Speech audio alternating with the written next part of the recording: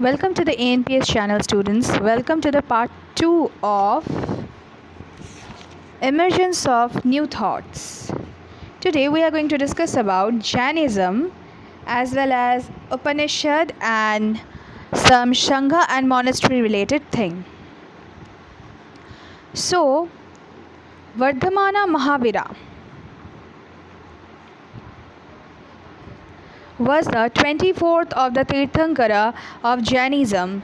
The first Tirthankar was Rishabh Nath or Adinath, the teaching on the basis of religion called Jainism. I'm going to show you from my PPT.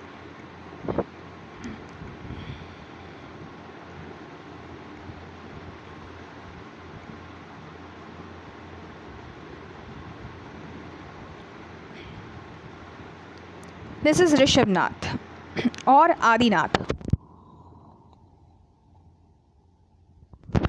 So, they are teaching from the basis of the religion called Jainism.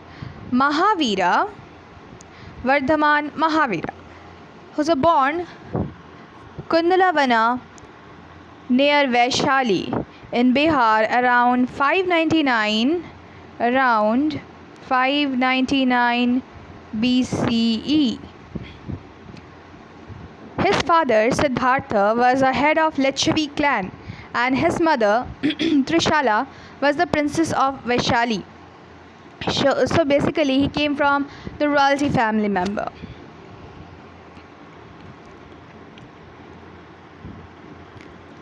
As per that, Mahavira's original name was Vardhamana. Mahavira was married to Yashoda but at the age of 30 renounced family to become an ascetic. In 13 near asceticism, he attained Kavalya or perfect knowledge. Thereafter, he was called Jina, the conqueror, and Mahavira, the supreme hero. A Jina is one who has conquered anger, passion, greed, as well as self-aware. Mahavira moved one place to the practice separate area as well as the Jainism in local language of Parikshit. He passed away near Rajgir in 527 BCE at the age of 72. Now the teaching of Mahavira. He taught his followers many things. Mahavira preached the people should live a simple life as well as the Buddhism followers do.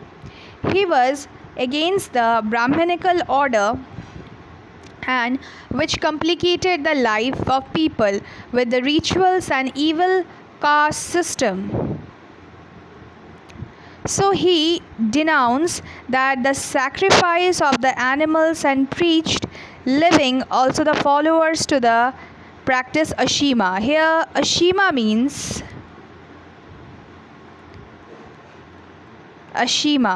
means non-violence.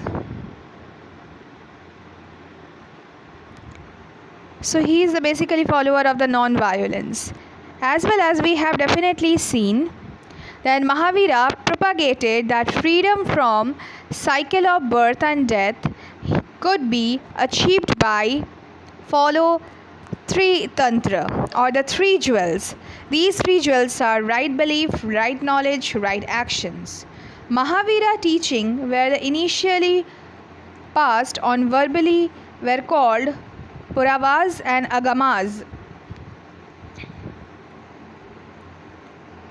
Jainism became the popular religion spread from Arisha or right now it's being called Odisha in the east Gujarat to the west and the spread south Karnataka and Andhra Pradesh. Later Jains were divided into two sections. One which we call Digambaras, the sky clad, and the second is Shetambaras or the white clad. Digambaras did not wear any kind of clothes and the Shetambaras wear only white clothes. They are both followers basically practice Ashima in a very different way. Next thing is Upanishad. The Upanishads are books on philosophy and from the part of later Vedic text.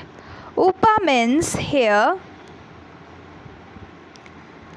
near, and Ni means here the down, and Shad means here sit. The word Upanishad means to sit the near of the Guru and receive knowledge. And eventually Upanishad become a secret knowledge shared by the Gurus with their selected disciples. There are 108 Upanishad composed by the learned Gurus and saints between 7th to 4th BC, while Buddha was preaching for perhaps little earlier. Other thinkers also tried to answer difficult questions. Many of these thinkers felt that there was a something permanent in the universe that would last even after death. They described this Atman, or the individual soul, and Brahma, or the universal soul. Most Upanishad thinkers were men, especially Brahma and the Rajas. Occasionally the mention of women thinkers such as Gargi, Vajrapana. I'm going to show you from this side.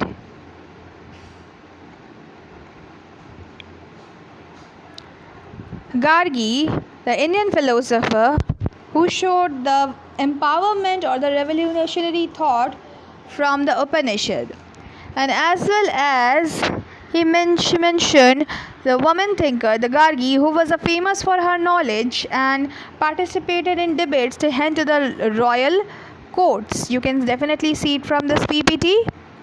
Next, we have got from this area those who have greater idea from beyond any one Upanishad is one famous exception with Satyakama Jabala, who was the name after his mother gave the name Jabali. This little boy.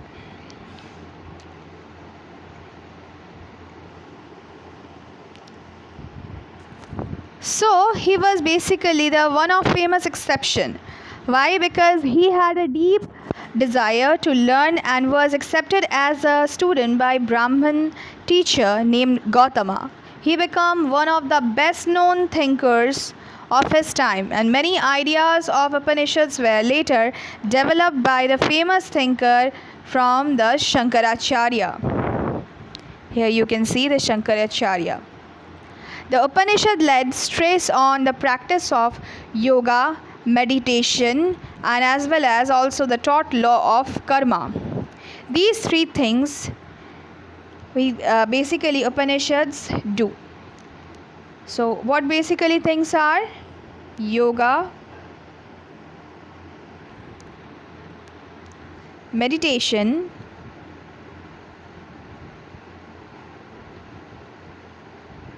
and karma. These three things. So as per that principle, Upanishads are also segmented in an 11 pattern. And one more thing from this area, Dwara Shikha, the favorite son of Mughal Emperor Shah Jahan, was a great admirer of Indian traditions. He translated the Upanishads among their Sanskrit works into Persian. So there are the principles of Upanishads are 11. What Upanishads they have to follow? Katha Upanishad, Kena Upanishad, Shivatsana Astra Upanishad, Mandukatya Upanishad, Brihadaranyaka Upanishad, Chandogya Upanishad, Ishavya Upanishad, Mundaka Upanishad, Prasana Upanishad, Aitre Upanishad, Taritra Upanishad. These are the 11 Upanishads, and their thoughts, thinkings are way more different from each others. Next, the story of a wise beggar about the Upanishad and soul regarding thing. Given below a dialogue based on a story from one of the most famous Upanishads, Chandogya Upanishad. One person's or one saint or sage, Shaunaka and Abhiparatrarin, were two sages who worshipped the universal soul. These two sages, Shakunaka and Abhiparatrarin, were two sages who worshipped the universal soul. One day, as they sat down to eat, a beggar came up to their door and asked for some food. "We cannot spare anything for you," Shaunaka said. And the beggar said that, "Learned sirs, whom do you worship?" The universal soul, Abhiparatan, replied that, "Then it means that you know that the universal souls fill the entire world." The sages nodded. "Yes, we know that. If the universal souls fill the entire world, then they also, as well as fill me also. Who am I but a part of a world?" Beggars asked. "You asked the truth of your young Brahmin. Then, O sage, by not giving me food, you are actually denying food to the universal soul." The sages realized the truth of a beggar said share their food with him. So that is the main story we have got from Chandogya Upanishad. Later on, I'm going to discuss the Shangha, Buddha and Mahavira, the thousands of disciples. They have also got the patronage from many kings, and the Buddhist and Jain monks stayed together in a Shangha. Men and women, all caste and creeds, joined Shangha. They lived simple life, ate simple food, spent their timing meditating. The teaching of Buddha, Mahavira were passed on the nuns and monks to the people. To join the Sangha, permission from the parents or husbands in case of married women had to be sought. Now next thing is monastery. How many monasteries are in India as well as in other parts of the world? The followers of Buddha built several monasteries, stupas and chaityas. These were adorned with a beautiful sculpture which depicted the Buddha monks. None of the Sanghas lived and prayed for the monasteries. Here I am going to show you from here. Then you might clear it out. These are the beautiful biharas. The monks and nuns of the Sanghas lived and prayed for the monasteries, and the monasteries for the Buddhas and the Jainas, these monasteries for their temples, and they were also called the viharas, and soon became centers of education and learning. Nalanda, Takshila, this is Nalanda, old university from India, Takshila, oldest university from the ancient world, and Saranath. These three viharas and three monasteries are very much famous for the Jainism. So that is for all today. But before moving it out, we have to recapitulate all this segment that we have learned today. From the Jainism, we have got first Tirthankara or teacher is Adinath or Rishabhanath. Vardhamana Mahavira was the 24th or the last Tirthankar from Jainism. Mahavira was born at the Kundavalana near Vaishali and Bihar 599 before Common Era. His father Siddhartha was the head of Lichavi clan and mother was the princess of Vaishali. Mahavira original name was Vardhamana. Mahavira was married at the age of 30 to Yashoda and renounced the family to become an ascetic. 13 years to asceticism, he attained a Kavalya, perfect knowledge. There was a Jinnah who conquered basically anger, passion, greed, ego through the meditation and self-awareness and spread the teaching of Jainism. In 527 BCE, basically he died or passed away at the age of 72 near Rajgir. Teaching of Mahavira also same as the Buddhism follow. People should live a simple life. He against the Brahmical order as well as complicated life and rituals, evils, caste system. He denounced that sacrifice of animals are preached that even also living being of a soul. So as well as we have seen, he told that followers to practice ashima. Sorry. Mahavira propagated that freedom from the cycle, birth and death could be achieved by following three Triratna as well as rituals: right belief, right knowledge and right action. As well as we have definitely seen from this area, Jainism apart from the middle area, it spread Orissa east to the Gujarat and west, it spread South Karnataka and Andhra Pradesh as well. The two parts or two segments of Jainism are Shvetambaras and Digambaras. Digambaras or the sky clad, those who are particularly sacrifice their clothes to achieving Jainism, and whereas Shvetambaras only wear the white clothes. They believe that white is the non-violence thinking. Later on we knew the Upanishad knowledge, the basic meaning of Upanishad. Upa means near, Ni means down and Shad means to sit. So here the word Upanishad means to the feet down and to Guru receive knowledge, and eventually Upanishad become the secret knowledge shared by the Gurus, their selected disciples. There are in 180 Upanishads composed and learned saints between 7th to 4th before common Christ. Buddha was preaching for the perhaps earlier.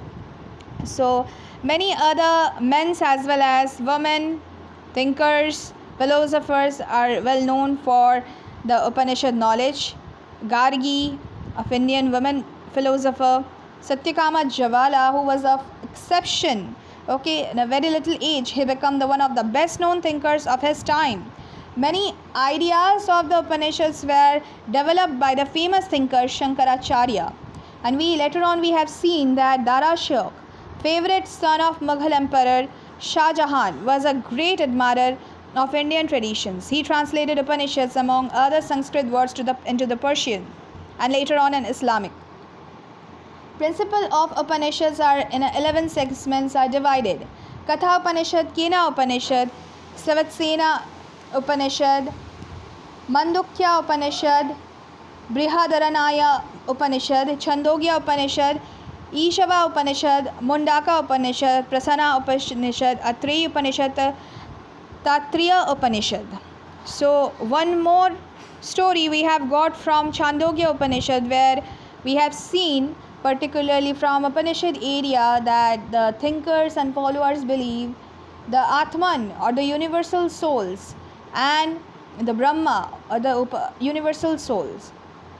So basically Upanishad follower worship the Brahma or the universal soul. So here in this story we have got two sages, Shaunaka and Aviparatrin, were two sages who worship the universal soul. One day a beggar come to their doorsteps and asks for some food, and they say they can't spare anything food, and on the other side of the beggar said, "Whom do you worship?" "Learn, sir." And the universal soul, another sage said, and then it means to know that the universal souls fill entire world. So it's also the sage nodded, "Yes, we know that. So if universal souls fill the entire world, then it fills me as well. Who am I but a part of the world?" The beggar asked, "You speak the truth, young Brahmin." So after that, these two sages realized they are guilty, and then they sat together and shared their foods. The Sangha community. The Mahavira and Buddha had thousands of disciples, and they also got a royal patronage from their kings.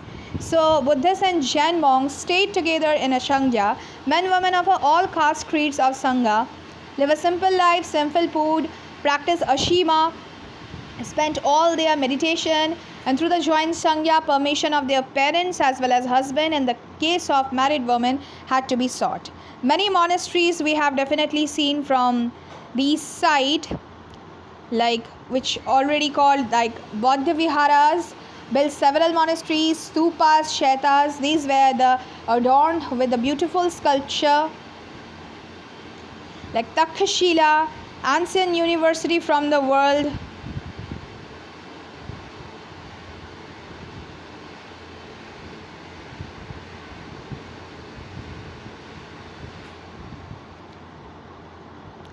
Ancient university from all around the world we have got. Next is Saranath, which is main Jaina temple. They also said Biharas. And another one is Nalanda, which is India's first ancient university. So hope you have got the concept of emergence of new thoughts. Next session I will discuss with a very new chapter. So till then, take care. See you soon.